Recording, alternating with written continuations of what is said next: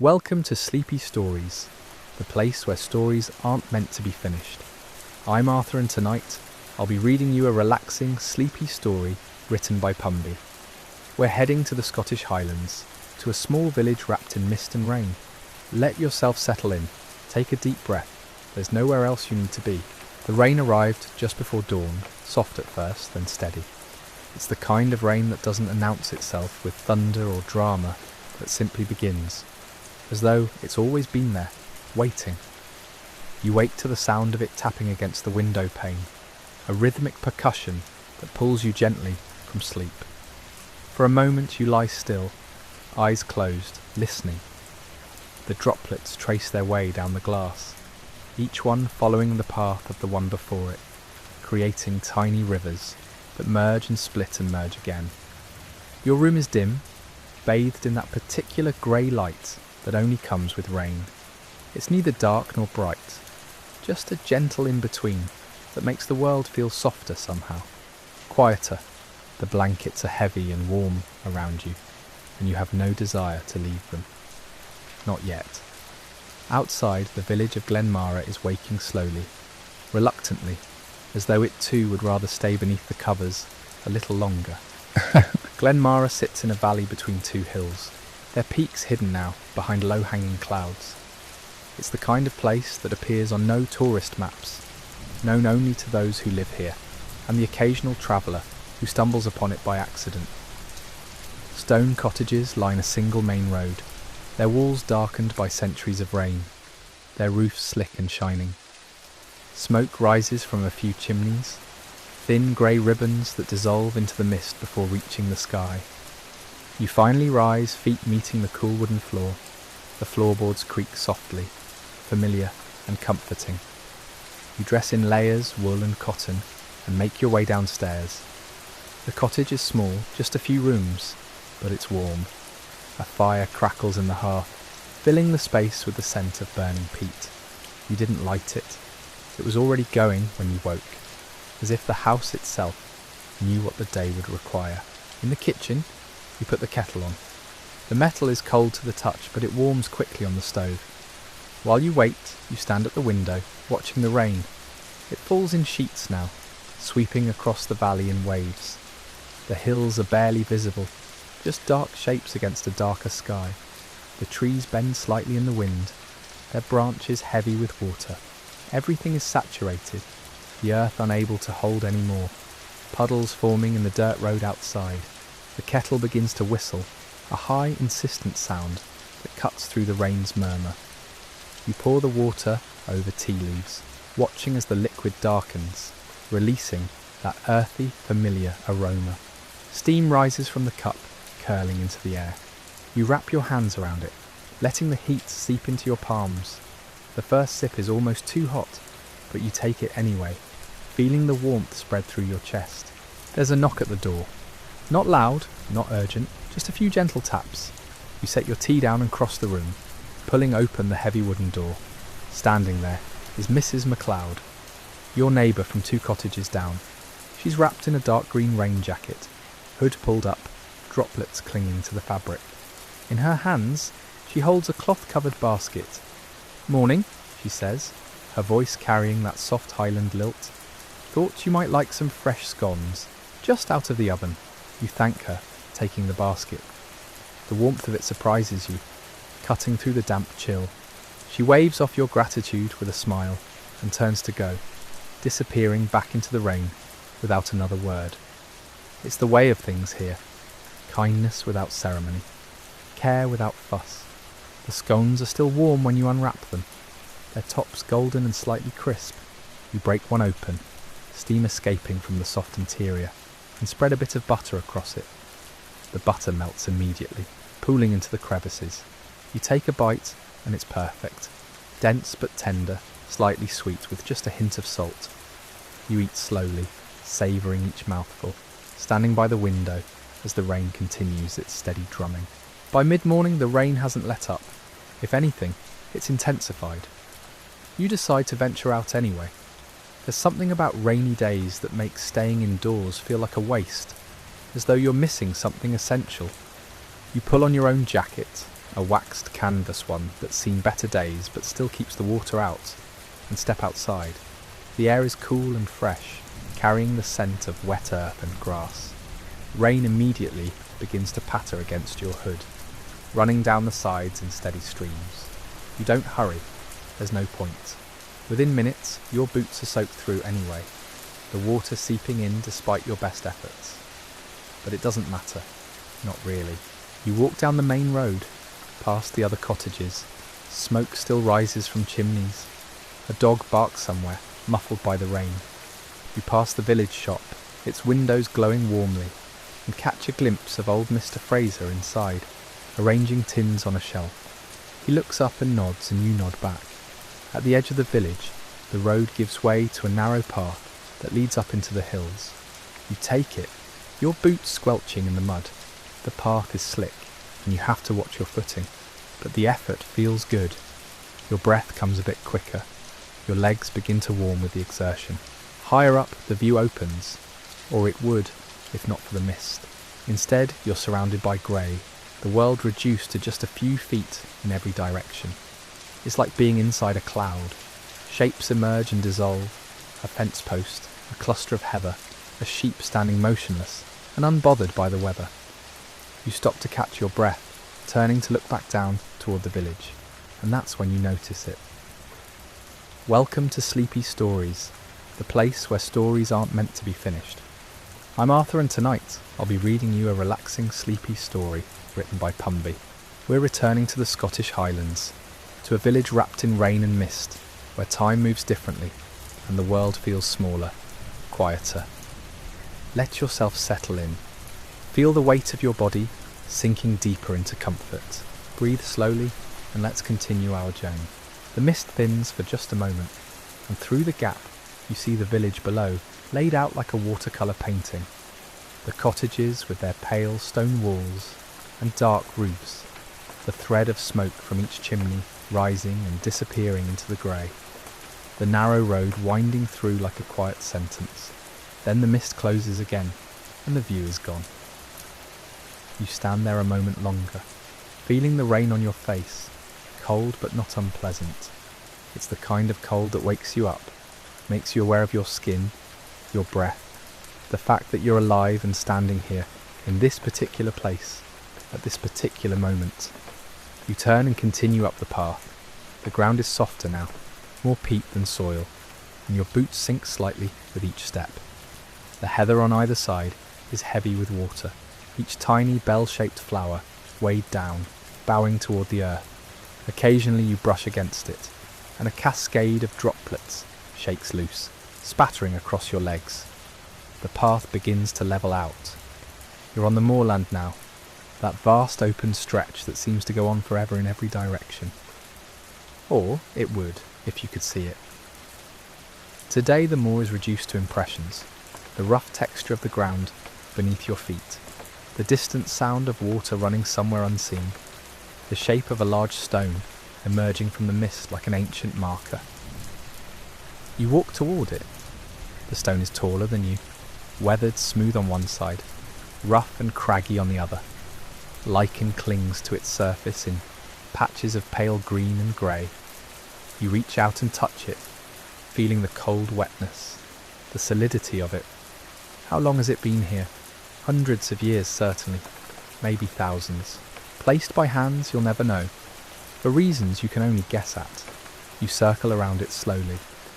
On the far side, sheltered slightly from the wind, the lichen is thicker, more vibrant. Tiny ecosystems thriving in the smallest of spaces. You crouch down, studying the patterns, the way the green blends into grey, the texture like something between velvet and coral. Minutes pass, maybe more. Time feels negotiable up here. Eventually you stand, brushing your hands on your jacket, and continue on. The path is fainter now, barely more than a suggestion in the heather, but you follow it anyway, trusting your instincts, trusting the countless feet that have walked this way before you. A bird calls out sharp and sudden. You stop listening. It calls again somewhere off to your left, but you can see it through the mist. A curlew perhaps, or a plover, you're not certain. The call fades, swallowed by the weather, and you move on. The rain begins to ease, not stopping but softening. The heavy drumming becomes a lighter patter, almost musical. You push back your hood, letting the rain touch your hair, your forehead. It's refreshing, cleansing even. You breathe deeply, filling your lungs with the cold, clean air. Gradually, the path begins to descend. You're heading back down now, completing the loop. The mist starts to lift, just slightly, revealing more of the landscape. You can see farther now, maybe 30 feet in each direction. The heather gives way to rougher grass. A stone wall appears, crumbling in places but still standing. You follow it, one hand trailing along the wet stones. Something moves ahead. You stop, peering through the drizzle. A deer. No, two of them. They stand motionless, watching you with dark liquid eyes. Their coats are slick with rain, darker than usual. For a long moment, nobody moves. You barely breathe. Then, as if by some unspoken agreement, they turn and bound away, disappearing into the mist with an effortless grace that makes your own careful footsteps feel clumsy by comparison. You smile. There's something about seeing wildlife in its element that never gets old. That reminder that you're just passing through, a temporary visitor in a world that belongs to them far more than it belongs to you. The wall curves, and you follow it down toward a cluster of trees, Scots pines, their trunks dark with moisture, their needles a deep green that's almost black. You step into their shelter, and immediately the rain lessens. The canopy above, though sparse, catches enough of it to make a difference. The ground here is covered in fallen needles, soft and springy beneath your feet. The smell is incredible, that sharp resinous scent of pine mixed with damp earth. You pause, closing your eyes, just breathing it in. When you open them again, you notice something. A narrow track leading deeper into the trees. Not a path exactly. More like a route that animals might use. Deer, probably. Maybe foxes. You hesitate, then decide to follow it. The trees close in around you, their trunks thick and ancient. Some are twisted, shaped by decades of wind. Others stand straight and tall, reaching up toward a sky you can no longer see. The light is different here, softer, greener. The rain is just a whisper now, filtered through layers of branches and needles. You walk slowly, carefully, aware that you're in a place that feels separate from the rest of the world. A pocket of stillness. The track winds between the trees, and you follow it without question, curious to see where it leads. Welcome to Sleepy Stories, the place where stories aren't meant to be finished. I'm Arthur, and tonight I'll be reading you a relaxing, sleepy story written by Pumby. We're continuing our journey through the misty moorlands, where rain-soaked paths wind through ancient landscapes and quiet forests hold secrets older than memory. Let your breathing slow, your muscles soften, and allow yourself to drift deeper into this peaceful world where time moves at the pace of falling rain. The trees thin ahead, and suddenly you're standing at the edge of a small clearing. In its centre sits a structure you didn't expect to find here. A bothy, one of those mountain shelters left unlocked for walkers who need refuge from the weather. It's tiny, barely more than a stone hut with a corrugated iron roof, but it looks solid, welcoming even. You approach it slowly, almost reverently. The door is weathered wood, swollen slightly from moisture, but it opens with a gentle push. Inside, the air is dry, musty but dry. There's a small fireplace against one wall, cold now, its stones blackened from countless fires. A wooden bench runs along another wall, and above it, a shelf holds a few items: candles, matches in a waterproof container, a logbook, its pages thick and warped. You run your finger along the bench, feeling the smoothness of wood worn by many hands. Someone has carved initials into one corner. You trace them, wondering who they were, when they were here, what brought them to this exact spot. The logbook draws your attention. You pick it up carefully, opening it to a random page. The entries are short, mostly. Names, dates, comments about the weather. Someone drew a small sketch of the view from the doorway. Another person wrote a poem, clumsy but heartfelt, about finding peace in wild places. You set it down, gently, feeling like you've glimpsed something private. These are records of solitude, of moments when people felt moved to leave a trace of themselves behind. Outside, the rain continues its steady rhythm on the metal roof. The sound is hypnotic, a constant percussion that seems to slow your thoughts. You consider staying longer, but something pulls you onward. This place is meant for those who need it more than you do today. You step back outside, closing the door carefully behind you. The clearing feels different now, knowing there's shelter here, a safe harbour in the vastness. You skirt its edge, finding where the path continues on the far side. The ground slopes downward more steeply now. You can hear water somewhere below, not just rain, but flowing water, a stream perhaps, swollen by the weather. The sound grows louder as you descend, a rushing, tumbling noise that speaks of movement and energy. Through the thinning mist you catch glimpses of it, white foam over dark rocks. The path brings you right to its edge. It's wider than you expected, maybe 10 feet across, racing past with purpose. The water is peat dark, the colour of strong tea, churning over rounded stones that gleam wetly. You crouch down, dipping your fingers into the flow. It's shockingly cold, so cold it almost burns. You pull back, shaking droplets from your hand. A stepping stone crosses the stream a few yards downstream. Flat rocks, carefully placed, just visible above the surface. You approach them cautiously.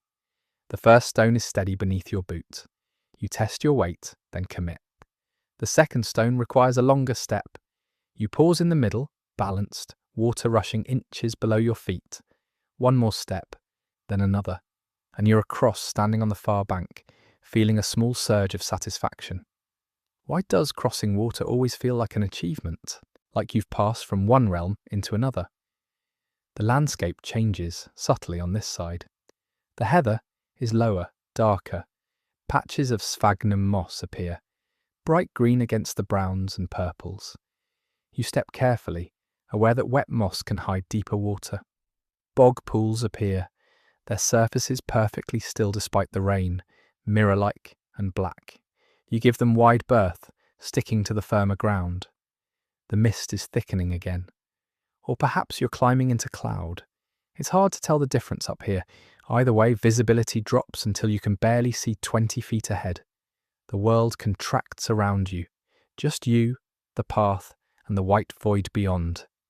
There's something meditative about walking in mist like this. Your focus narrows. Each step becomes its own small world. The texture of the ground beneath your feet, the sound of your breathing, the cool touch of moisture on your face. Nothing else matters. Nothing else exists. Time loses meaning. You might have been walking for minutes or hours. There's no way to tell. No sun to mark its passage, no landmarks to measure distance, just the endless repetition of one foot, then the other. Left, right, a rhythm as old as humanity itself. Something dark looms ahead. You slow, uncertain.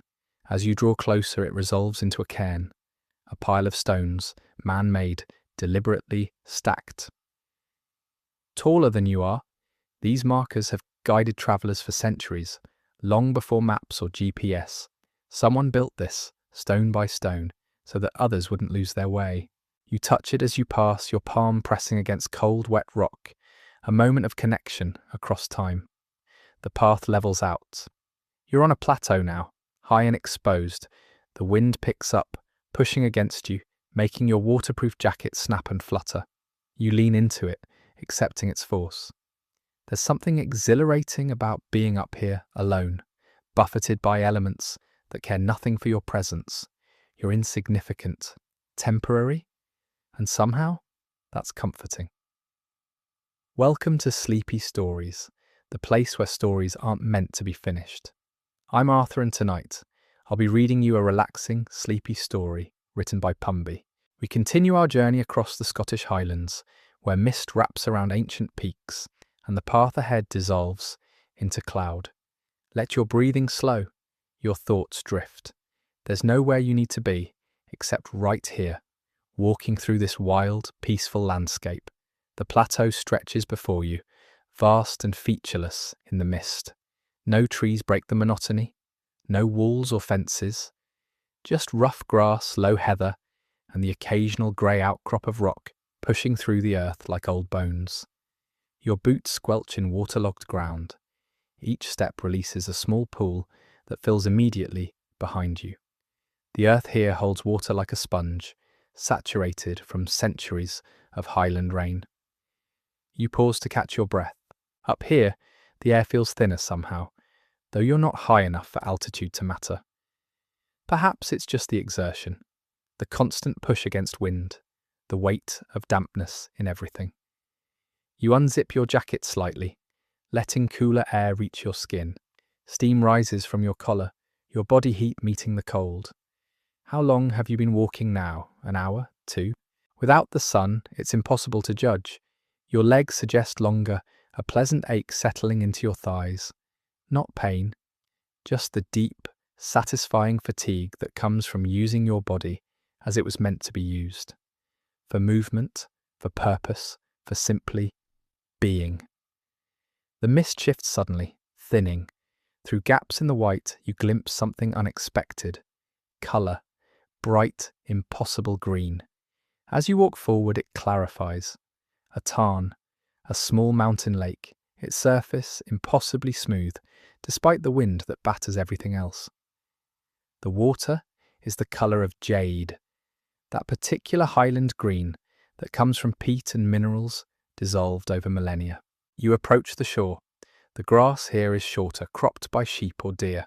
Small stones line the edge, rounded by ancient glaciers. You kneel, gazing into the water. It's clearer than you expected. You can see the bottom, maybe 6 feet down, covered in pale sand. A few water plants wave gently in invisible currents. Something moves, a flicker of shadow. You focus, waiting. There, a small trout hovering effortlessly, its spotted flanks catching what little light penetrates the cloud. It turns slowly, then darts away into deeper water. Gone. You smile. Life finds a way, even up here where conditions seem impossible. Standing, you walk along the tarn's edge. The shoreline curves gently, natural and unmanicured. Tufts of cotton grass nod in the breeze, their white heads bobbing. They look soft, inviting, but you know better. Touch them and they're coarse, almost scratchy. Nature's deception. The path continues beyond the tarn, climbing again. You sigh quietly, but there's no real reluctance in it. Just acknowledgement. Another ascent, another test of legs and lungs. You begin climbing, finding your rhythm quickly now. The technique has become automatic. Lean forward slightly, small steps, breathe steadily. Don't fight the hill, accept it. Rocks appear underfoot, slick with moisture. You place each boot carefully, testing before committing weight. A slip here could mean a twisted ankle, and you're miles from anywhere. Miles from help. The thought doesn't frighten you. It simply sharpens your attention, makes you present. The slope steepens, your breathing becomes audible, matching your pace. In, out, in, out. A meditation of effort. Your world narrows again to immediate things. The rock ahead, the placement of your foot, the balance of your body. Nothing else intrudes. Gradually, the angle eases. You're climbing out of the mist, rising above it. The change is dramatic. One moment you're enclosed in white, the next you break through into clarity. The transformation is startling. Below you, the mist spreads like an ocean, white and flat, hiding everything beneath. But above, the sky is visible. Not blue exactly, but lighter, grey with promise. And ahead, finally visible, the summit. It's closer than you thought. A rocky crown, maybe 15 minutes away. You feel energy return, that strange reserve that appears when the end is in sight. Your pace quickens slightly, though you try to hold it back. No point rushing now. You've come this far slowly, deliberately, finish the same way. The final approach is steep but short.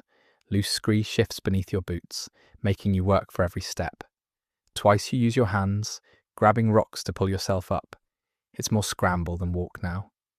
Your heart pounds, breath comes hard, but you're smiling, actually grinning, because you're almost there. 3 more pulls, 2, 1, and then you're standing on top. The summit is smaller than expected, barely 10 feet across. A triangulation point marks the highest spot, a concrete pillar weathered and cracked. You touch it, your palm flat against cold concrete. Official, confirmed, you made it. The view should be spectacular.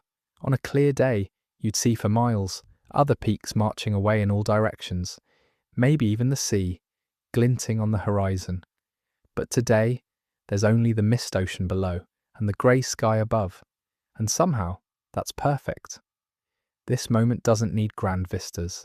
It needs exactly what it has: simplicity, quietness, peace. You sink down, sitting with your back against the pillar. The stone is cold through your jacket, but you don't care. Your legs are grateful for rest. You close your eyes, just breathing, just being, up here, at the top of everything, feeling like you're floating between earth and sky. Welcome to Sleepy Stories, the place where stories aren't meant to be finished. I'm Arthur, and tonight, I'll be reading you a relaxing, sleepy story written by Pumby. We're continuing our mountain journey, where we've climbed through mist and memory to reach a quiet summit. Let your body settle. Release any tension in your shoulders. Breathe slowly as we spend these final moments at the top of the world. The wind touches your face, gentle despite the altitude. You expected it to be harsh up here, battering and relentless. Instead, it's almost tender, like breath against skin. Cool but not cold, persistent but not aggressive. It carries scents from far away. Damp earth, stone, something green and growing even at this height. You breathe it all in, filling your lungs completely before releasing slowly. Time feels strange on summits, stretched somehow. You could have been sitting here for 5 minutes or 50. Your body has stopped keeping track. There's no urgency pushing you onward, no schedule demanding attention. Just this moment, extending in all directions. You open your eyes gradually. The mist below has shifted, creating patterns, swirls and eddies that form and dissolve. Occasionally, it thins enough to reveal glimpses of what lies beneath.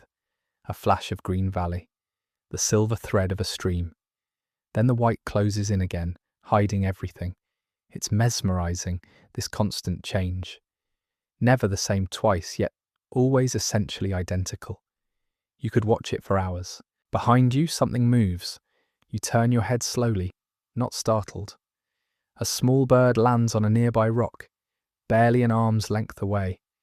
It's a pipit, brown and streaked, perfectly camouflaged against the stone. It regards you with one black eye, head tilted, curious but cautious. You stay completely still, barely breathing. The bird hops closer, then closer still. You're surprised by its boldness. Perhaps up here, humans are rare enough to seem less threatening. Or perhaps the bird simply knows you mean no harm. Can sense your peaceful state. It pecks at something between the rocks, finds whatever it was searching for, then launches into the air, disappearing into the grey above. You feel oddly honoured by the encounter, like you've been accepted into this high place, acknowledged as belonging here, at least temporarily. Your stomach reminds you it exists. You reach into your pack, pulling out the sandwich you made hours ago. It's slightly squashed, the bread compressed by the weight of everything else you're carrying, but it tastes extraordinary. Simple cheese and tomato, nothing fancy, yet up here, after the effort of climbing, it might be the best thing you've ever eaten. You chew slowly, savouring each bite, washing it down with water from your bottle. The liquid is cold, almost shockingly so. It traces a chill path down to your stomach. Eating completes something, marks a transition. You realise you're ready to descend. Not rushed or reluctant, just ready. The summit has given you what you came for, though you couldn't have named it beforehand. Stillness, perspective, proof that you could. That your body, despite its complaints along the way, carried you to this point. You stand, joints protesting slightly. Muscles have stiffened during your rest. You stretch carefully, methodically. Arms overhead, twisting your torso, rolling your shoulders. Slowly, your body remembers its capability. The stiffness eases. Before leaving, you take one last look around, committing this moment to memory. The grey sky, the white mist ocean, the feeling of standing above everything, knowing you'll return to the world below, to noise and obligation, and the endless small concerns that fill days, but also knowing this place exists, that you can return, at least in your mind, whenever you need to remember what stillness feels like. The descent begins gently. You retrace your steps carefully, placing boots on the same rocks you climbed. Going down requires different attention than climbing. Gravity pulls you forward, eager. You must resist, control your pace. Let yourself fall too quickly and you'll lose balance, tumble. So you move deliberately, almost exaggeratedly slow at first. Gradually, you drop back into the mist. The visibility closes in again, intimate and enclosed, but the path is clear enough. Your feet remember the way.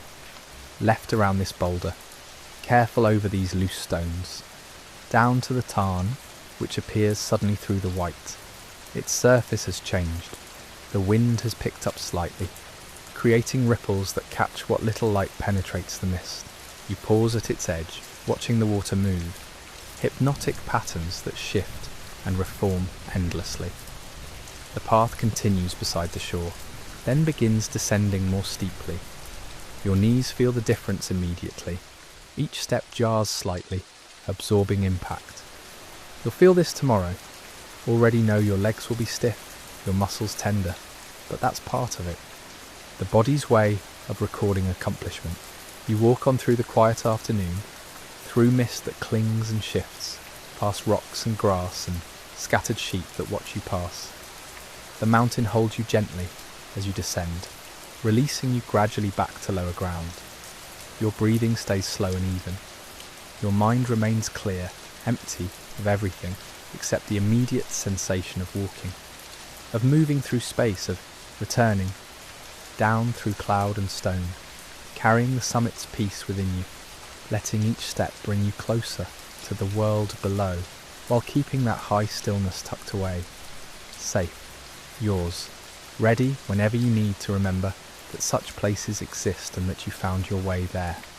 One slow step at a time. The trees appear first, dark shapes emerging from white. Then the stone wall, running parallel to your path. You follow it down, one hand trailing along wet stones, feeling their solidity. Real, anchoring. The ground levels. The heather gives way to grass, shorter now, grazed. You're nearly back. Through thinning mist the village materialises. Glen Mara, the cottages with their pale walls, smoke still rising from chimneys, the narrow road winding through. You feel something unexpected. Not relief exactly, more like recognition, like greeting an old friend after a long absence. Your pace slows further, no rush now. The rain has softened to barely more than mist itself. Your jacket is soaked through, your boots heavy with water, but your body feels good. Tired, yes, deeply tired, but satisfied. Used properly, worked and rewarded, you reach the first cottage, Mrs. MacLeod's garden, neat even in this weather. Then the village shop, its windows still glowing warmly. Your own cottage appears, exactly as you left it, smoke from your fire still rising. You push open the door. The warmth hits you immediately, wrapping around like an embrace. You shed your wet layers slowly, hanging them to dry. The fire has burned low, but still glows. You add another piece of peat, watching it catch. The kettle goes back on. While it heats, you stand at the window one last time, looking out at the rain, at the hills now hidden completely in darkness and mist. Somewhere up there is the summit you stood on, the tarn, the bothy, all of it still existing, whether you're there or not. The kettle whistles, you make tea, wrapping cold hands around the hot cup, and as you sink into the chair by the fire, feeling warmth seep back into your bones, you carry the mountain's quietness with you. It settles over you like the softest blanket. Your breathing slows, Your eyes grow heavy, the rain continues its gentle drumming, and you drift somewhere between waking and sleep, held safe by stone walls and peat fire, by the memory of mist and summit, and the long, slow walk that brought you home.